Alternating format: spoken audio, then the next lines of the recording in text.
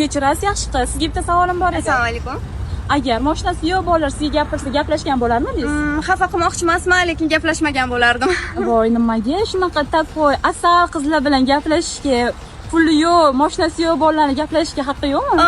Menimcha ular harakat qilishlari kerak. Ularga masalan chiroyli o'ziga qaragan qizlar yoqadi-ku, o'ziga qaramagan qizlarga ular gap otishmaydi. Takji men ham yaxshi pul topadigan, mashinasi bor bolaga qaragan bo'lardim. Unda qanaqa mashinali bolaga gapirsa, gaplashgan bo'lardim? Menga Suis mashinasi juda ham yoqadi. Qarang, qanaqa chiroyli. Hamma bolalar menimcha takoy bo'lib yuradi bunaqa mashinalarda. Agar shunaqa mashinasi bo'lsa, точно qaragan bo'lardim. Xo'p, sizga qanaqa mashina yoqishini bilib oldik.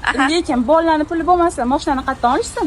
Bu hozirda problema emas. Mana Suis avtosaloniga kelib, bemalol 5000 первоначальная summa bilan, boshlang'ich to'lov bilan Suis mashinasini olib chiqib ketsa bo'ladi. Vau, javob uchun rahmat.